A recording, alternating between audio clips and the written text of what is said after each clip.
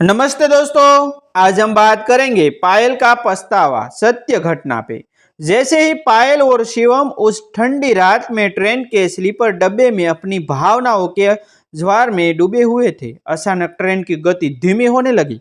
बाहर की हल्की रोशनी में पायल को कुछ शोर सुनाई दिया, जैसे कोई कंपार्टमेंट का दरवाजा देख खोल रहा हो। उसका दिल जोर से धड़कने लगा।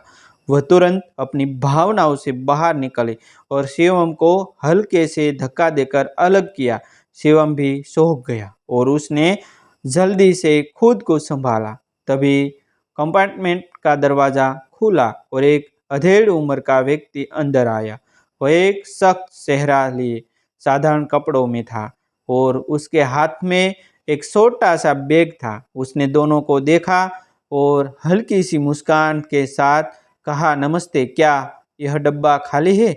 मेरी सीट यहीं है, लेकिन मैं दूसरे डब्बे में अपने दोस्तों के साथ था। उसकी आवाज़ में एक अजीब सा ठहराव था, जैसे वह कुछ और कहना चाहता हो, लेकिन रुक गया। पायल ने जल्दी से अपनी ओढ़नी ठीक की और जवाब दिया, हाँ हाँ, यहाँ जगह है, आप बैठ सकते हैं।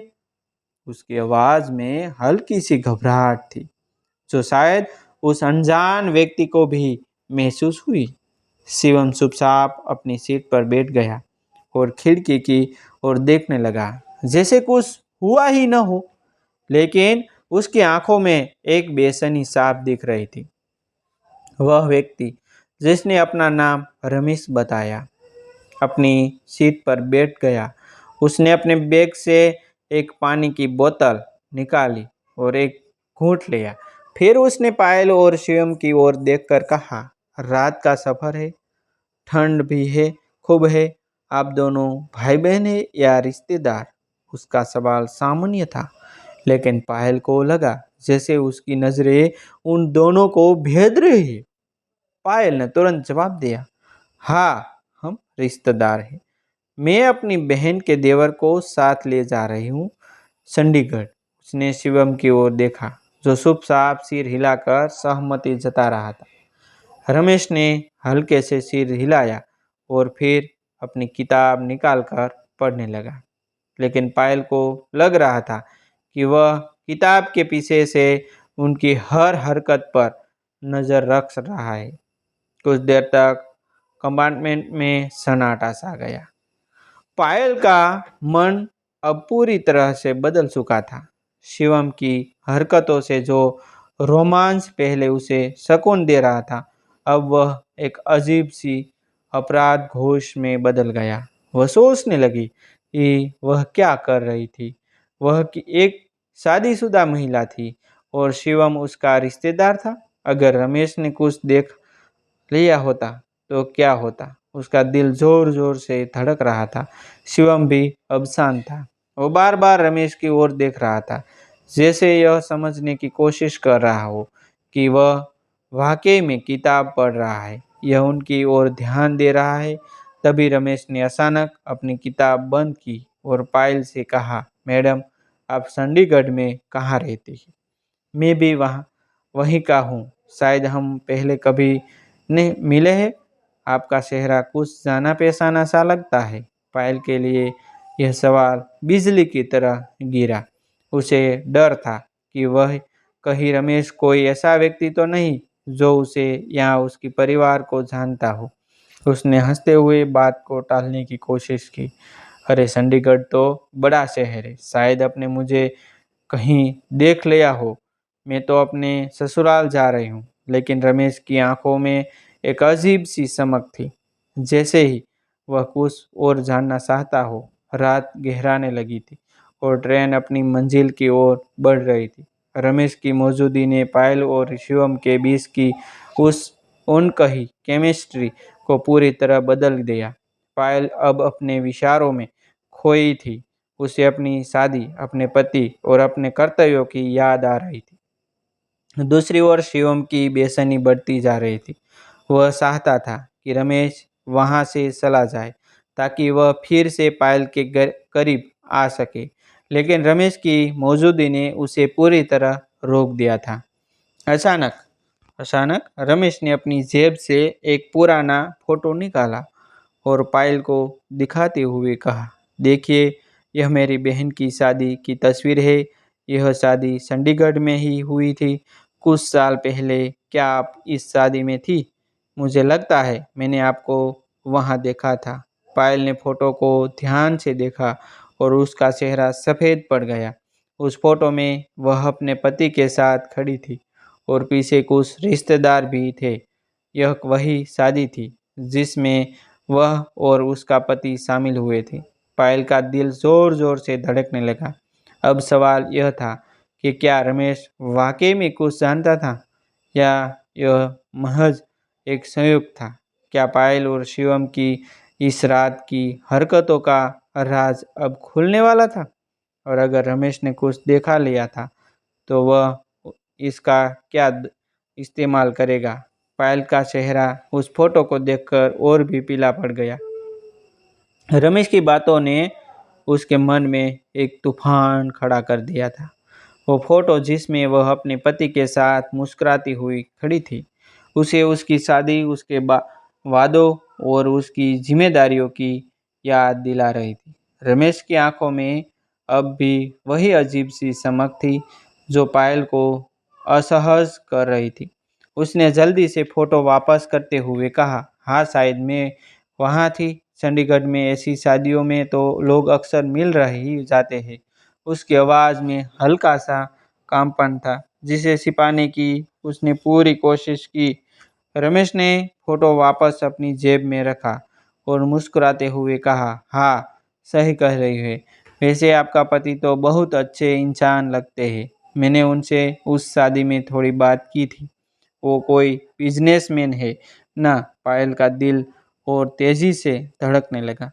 उसे लग रहा था जैसे रमेश जानबूझकर बात को उस दिशा में ले जा रहा हो जहां वह उसकी कमजोरी पकड़ सके। उसने हल्के से सिर हिलाया और कहा, हाँ, वो बिजनेस में है। उसके बाद रमेश ने अपनी किताब फिर से खोली और पढ़ने का नाटक करने लगा। लेकिन पायल को लग रहा था कि उन उसकी नज़रें में अब भी उन दोनों पर थी। शिवम, जो अब तक चुप था, न पायल की ओर देखा। उसकी आंखों में अभी भी वही बेचैनी थी, लेकिन अब उसमें एक डर भी शामिल हो गया था। वह समझ गया था कि रमेश की मौजूदगी ने सब कुछ बदल दिया है। पायल का मन अब पूरी तरह से उथल-पुथल में था। कुछ देर पहले जो रोमांच और उत्तेजना उसे शिवम के स्पर्श में महसूस हो रही थी, अब वह एक भारी अपराधों में बदल चुकी थी। वह सोचने लगी कि वह क्या कर रही थी। वह एक शादीशुदा महिला थी, अपने पति और परिवार के प्रति वफादार, फिर वह उस एक पल की कमजोरी में कैसे वह बह गई। शिवम की हरकतों को उसने क्यों नहीं सोचा? और अब रमेश, क्या वह वाकई कुछ जानता था? क्या वह उसकी इस कमजोरी का फायदा उठाने वाला था? ट्रेन की खिड़की से आ रही ठंडी हवा अब उसे और सिहरन दे रही थी। उसने अपनी ओढ़नी को और कसकर लपेट लिया, जैसे वह अपने अपराधों को छिपाने की कोशिश कर रही हो। उसने मन ही मन फैसला किया कि वह इस गलती को और आगे नहीं बढ़ाने देगी। शिवम के साथ जो कुछ भी हुआ, वह एक कमजोरी थी, एक भूल थी जिसे उसे सुधारना होगा। वह अपने पति और अपने परिवार के प्रति अपनी जिम्मेदारियों को नहीं भूल सकती थी। पायल ने शिवम की ओर देखा और धीमी आवाज में कहा, शिवम, तुम सो जाओ, सुबह जल्दी चंडीगढ़ पहुंच जाएंगे।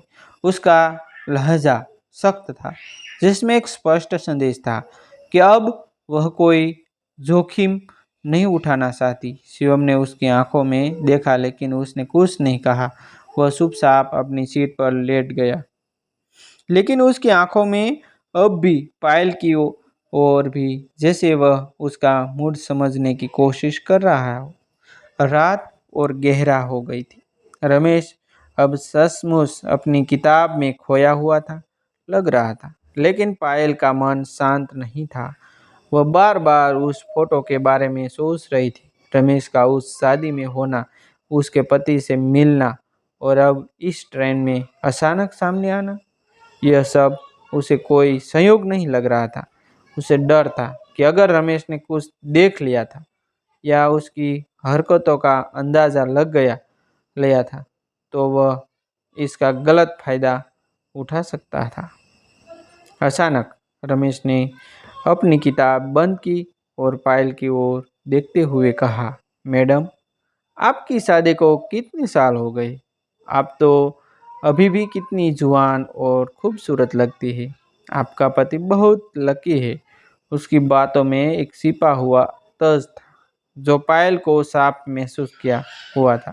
उसने जवाब देने से पहले एक गहरी सांस ली और कहा, 5 साल, और हाँ, मैं अपने पति और परिवार से बहुत खुश हूँ। उसने जानबूझकर अपने शब्दों में दृढ़ता लाने की कोशिश की ताकि रमेश कोई कोई गलत संदेश न जाए रमेश में कोई गलत संदेश न जाए। रमेश ने हल्के से मुस्कुराते हुए कहा, बड़ा अच्छा है। आजकल वफादारी और प्यार जैसी चीज़ें कम ही देखने को मिलती है। उसकी बात सुनकर पायल का चेहरा और सख्त हो गया। उसे लग रहा था कि रमेश कुछ जानता है और शायद उसे परख रहा है। उसने मन ही मन ठान लिया कि वह अब और सतर्क रहेगी। सुबह होने को थी और ट्रेन चंडीगढ़ के करीब पहुंच रही थी। पायल ने अपने बैग को व्यवस्थित करना शुरू किया। वह शिवम से अब कोई बात नहीं करना चाहती थी। उसने सोच लिया था कि वह इस रिश्ते को यहीं ख़त्म कर देंगी। शिवम को भी वह साफ कर देंगी कि जो कुछ हुआ वह गलत था और उसे भूल जाना चाहिए। लेकिन रमेश का क्या? क्या वह चुप रहेगा या उसकी इस कमजोरी का फायदा उठाने की कोशिश करेगा? जैसे ही ट्रेन स्टेशन पर रुकी, रमेश ने अपना बैग उठाया, पायल की ओर देखकर कहा, मैडम, चंडीगढ़ में मैं फिर मिलेंगे, और हाँ, अपने पति को मेरा सलाम कहेगा। उसकी मुस्कान में कुछ ऐसा था जो पायल को और परेशान कर गया। वह बिना कुछ कहे अपनी सीट से उठी और स्टेशन की ओर बढ़ गई। शिवम उसके पीछे था, लेकिन उसने उससे कोई बात नहीं की। पायल का मन अब पूरी तरह पछतावे से भरा हुआ था। वह सोच रही थी कि उसने एक पल की कमजोरी में अपने परिवार और अपनी मर्यादाओं को दांव पर लगा दिया। अब सवाल यह था कि क्या वह इस गलती को भूलकर अपने सामान्य जीवन में वापस लौट पाएगी, और रमेश, क्या वह वाकई में उसका पीछा छोड़ेगा या उसकी ज़िंदगी में कोई नया तूफान लाने वाला था। दोस्तों, ऐसी न्यू न्यू कहानी देखने के लिए हमारा चैनल आप सब्सक्राइब कर सकते हैं, क्योंकि हम डेली न्यू न्यू स्टोरी लाते हैं। थैंक यू दोस्तों।